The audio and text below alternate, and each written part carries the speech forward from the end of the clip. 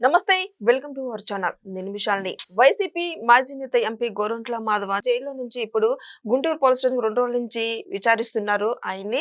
So తర్వాత ఆయన ఏం మాట్లాడతాడు, ఏం చెప్తాడా అనేది తెలుసుకోబోతుంది. స్టూడియోలో ఉన్నారు పొలిటికల్ అనలిస్ట్ శ్రీలీల గారు ఉన్నారు. వారిని అడిగి కొన్ని విషయం మనం తెలుసుకుందాం.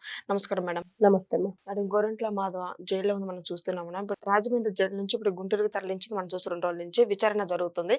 సో ఆ విచారణ ఆయన ఏం మాట్లాడతాడు, ఏం చెప్తాడు, దీని మీద స్పందన ఏంటి మేడం? అతను గోరంట్ల మాధవ్ ఒక మాజీ సిఐగా ఉండి అంతకుముందు తర్వాత కాకి నుంచి కద్దరకు మారి ఈ రోజున కటకటాల్లో ఉన్నాడు.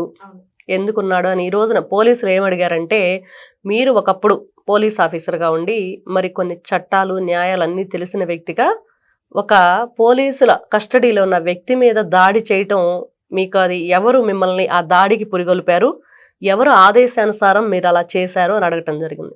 మరి దానికి అతని సమాధానం ఏంటంటే, ఎవరైతే జగన్మోహన్ రెడ్డి వాళ్ళ అధినేత సతీమణి భారతీరెడ్డి గారిని మాట్లాడటం అతను, దానివల్లనే నేను అలా చేశాను తప్పించి ఎవ్వరూ కూడా నాకు అలా చేయమని ఎవరూ చెప్పలేదని చెప్పడం. అలాగే ఆ ఒక్క మాట తప్పించి ఇంకా దేనికి కూడా అతను సరైన సమాధానం చెప్పలేదు. అసలు కిరణ్ వెళ్ళే టైంకి ఆ కార్కి అడ్డుపడి అసలు తనకి ఆ సమాచారం ఎవరు అందించారు? అదే అడిగారు పోలీసులు. ఇక్కడి నుంచి నీకు అసలు ఇతను ఎప్పుడు అరెస్ట్ చేయటం, అతను ఎలా తరలిస్తున్నారు, ఈ రోడ్ మ్యాప్ అంతా ఎక్కడి నుంచి ఎక్కడికి తీసుకెళ్తున్నారు, ఇవన్నీ కూడా మీకు సమాచారం ఇచ్చింది ఎవరు అని అడగటం. అతను దానికి కూడా సరైన సమాధానం చెప్పకపోవటం. మొన్న చేశారు విచారణ, నిన్న చేశారు, ఈరోజు మరి ఇంకా పోలీస్ కస్టడీలోనే ఉన్నారు. కానీ అతను ఈ రోజున ప్రజల్లో ఏమని అనుమానం వస్తుందంటే, మాధవ్ అనే వ్యక్తిని పోలీసులు నిజంగా అతన్ని విచారణ చేస్తున్నారా, సహకరిస్తున్నారా అంటే, అతను పోలీసులకు సహకరించాలి విచారణలో, కానీ ఇక్కడ అతన్ని విచారణ సరిగ్గా చేయటం లేదు. అందుకనే అక్కడ ఎటువంటి కూడా ఇప్పుడు 24 గంటలు దాటి ఈ రోజు 48 గంటలు జరుగుతున్నా కూడా ఎటువంటి అతని నుంచి ఆన్సర్ అయితే కరెక్ట్గా రావట్లేదు. వీళ్ళు రాబట్టలేకపోతున్నారు అంటే కారణం, వీళ్ళు సరిగ్గా అతనికి విచారణ చేయకుండా అతనికి సహకరిస్తున్నారు అనేది ఈ రోజున ప్రజల ఆలోచన. ఇప్పుడు వైఎస్ఆర్సీపీ పార్టీకి సంబంధించిన వాళ్ళు పోలీసులు ఎవరైతే గుంటూరు పోలీస్ స్టేషన్ నుంచే ఎవరైతే చేబ్రోలు కిరణ్ అరెస్ట్ చేసిన తర్వాత అతన్ని ఏ రూట్ నుంచి ఎక్కడ తీసుకెళ్తున్నాం, ఎక్కడ మంగళగిరి నుంచి లేకపోతే అతన్ని ఎక్కడ వైద్య పరీక్షలకు తీసుకెళ్ళాం, ఇవన్నీ కూడా గోరంట్ల మాధవ్కి ఎవరు సమాచారం ఇచ్చారు, మరి అతను ఇక్కడ రావటానికి ఎవరు ఈ రోడ్ మ్యాప్ ఇచ్చారు అనేదంతా చూస్తూ ఉంటే ప్రజలందరూ ఈ రోజున మరి ఆ చెప్పిన వాళ్ళు ఈ రోజున కూడా గోరంట్ల మాధవ్కి అక్కడ హెల్ప్ చేస్తున్నారా అనేది. అదే విధంగా మనం గతంలో చూసాం, గోరంట్ల మాధవ్ గారు వీడియో కాల్స్ ఏ విధంగా చేశారో అందరికీ తెలుసు, పార్లమెంట్ సాక్షిగా అందరూ చూసిందే.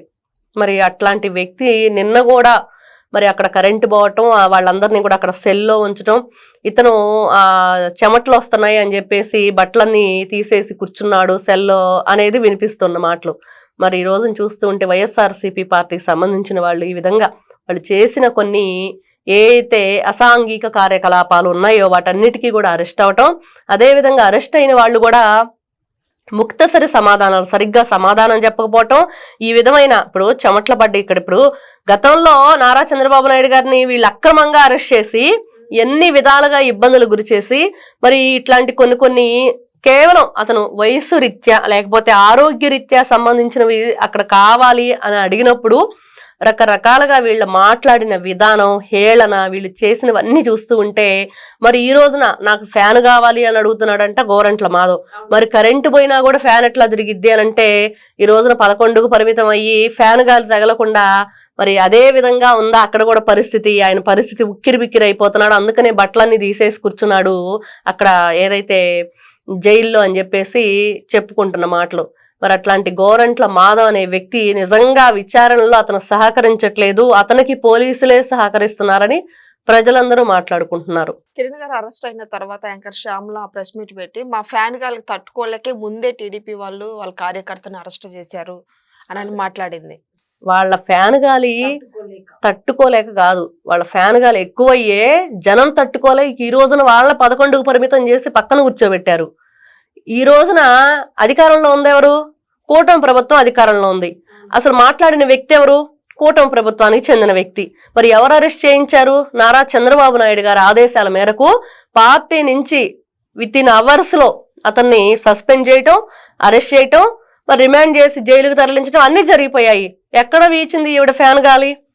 ఈవిడ ఫ్యాన్ గాలు తట్టుకోలేకే 2019 నుంచి 24 వరకు వాళ్ళంతా కూడా ఏం చేశారంటే 11కు పరిమితం చేసి ప్రతిపక్ష హోదా కూడా లేకుండా పక్కన కూర్చోబెట్టిన పరిస్థితి. ఈవిడకి ఈ మధ్య కాలంలో బెట్టింగ్ యాప్ల మీద మరి చాలా కేసులు వచ్చాయి. అవన్నీ కూడా అంటే సభ్య సమాజానికి వీళ్ళు ఏ విధంగా సహాయ సహకారాలు అందిస్తారంటే బెట్టింగ్ యాప్ల ద్వారా యువతని తప్పుడు ద్రోవ పట్టించటం, మరి మద్యానికి, గంజాయికి, మత్తు మందులకి వీళ్ళు బానిసలయ్యి డబ్బులు సంపాదించిన డబ్బులంతా కూడా ఆ బెట్టింగ్ లో పెట్టేసి ఏ విధంగా ఆత్మహత్యలు చేసుకుంటున్నారు, తల్లిదండ్రులను అన్యాయం చేసేసి లేకపోతే భార్యాబిడ్డలను అన్యాయం చేసేసి వాళ్ళంతా కూడా మధ్యలోనే తనువు చాలిస్తున్నారు అనే దానికి వీళ్ళ దగ్గర సమాధానం ఉందంటే ఎవరి దగ్గర లేదు. మరి అట్లాంటి వాళ్ళు ఏ విధంగా మాట్లాడతారు? మాట్లాడే హక్కు లేదు, ఆవిడ మాట్లాడిన దానికి అర్థమే లేదు. తర్వాత మరి గోరంట్ల మాధవ్ పరిస్థితి ఏంటి మేడం? తర్వాత ఆయన నిజాలు ఒప్పుకుంటాడా లేదా? ఖచ్చితంగా అతను ఒప్పుకోడు. ఎందుకంటే ఈ రోజు మనం చూస్తున్నాం, తెలియదు, గుర్తులేదు, మర్చిపోయా. ఇదే డైలాగు ఎవరైతే పిఎస్ఆర్ ఆంజనేయులు ఉన్నాడో అతను పదే పదే వీళ్ళందరికీ కూడా నూరిపోతుంది. మరి నిన్న అదే డైలాగు పిఎస్ఆర్ ఆంజనేయులే చెప్పుకునే పరిస్థితి వచ్చింది. మరి అట్లాంటి వ్యక్తులు వీళ్ళంతా కూడా ఒక చోట చేరి చేసిన ఈ తప్పుడు పనులు అయితే ఏవేమి ఉన్నాయో ఇవన్నీ కూడా ఈ రోజున ఒక్కొక్కటిగా, తప్పులు ఎన్నో రోజులు దాగవు, ఒక్కొక్కటిగా బయటకు వస్తున్నాయి. మరి దాన్ని కూడా కప్పిపుచ్చుకునే ప్రయత్నం చేస్తూ మరి పిఎస్ఆర్ ఆంజనేయులు అనే వ్యక్తి మాట్లాడిన విధానం, ఒకసారి జైలుకి వెళ్ళొస్తాను అన్నట్లుగా, చూసొస్తాం ఏమైద్ది, మీరు ఎందుకు బెయిల్ తీసుకోలేదు అని అన్నదానికి. మరి ఈ రోజున గోరంట్ల మాధవ్ గారిని చూస్తుంటే నిజంగా ఇతను ఒకప్పుడు ఒక పోలీస్ అధికారిగా ఉండి మరి ఎవరైనా సరే పోలీసుల గురించి పిచ్చిగా మాట్లాడితే రాజకీయ నాయకులు వాళ్ళ నాలుకలు తెగ్గొస్తానన్న భారీ డైలాగులు మాట్లాడి మరి ఒకప్పుడు ప్రభుత్వాలకి వ్యతిరేకంగా ఏదో మాట్లాడారు పోలీసులు అని చెప్పి వాళ్ళ షూ దుడిచి అలా వెళ్లి జగన్మోహన్ రెడ్డి గారి దగ్గర నుంచి కాకి నుంచి కద్దరకు మారి ఈ రోజున కటకటాల్లో ఉన్న ఇతను ఆ కద్దరు కూడా తీసేసి చూయించిన ఇతనైతే మాధవ్ ఉన్నారో మరి ఈ రోజున కటకటాలు లెక్క పెడుతూ నిజంగా చెప్తారా అంటే ఈ రోజున వస్తున్న ఆన్సర్ అంటే 2 రోజుల నుంచి కూడా కస్టడీలో ఉండి ఎటువంటి సమాధానం చెప్పని ఇతను మరి ఏ విధంగా చెప్తాడు అని అనుకోవాలి అనే ఆలోచనే వస్తుంది ఎవరికైనా. Thank you madam. నమస్తే.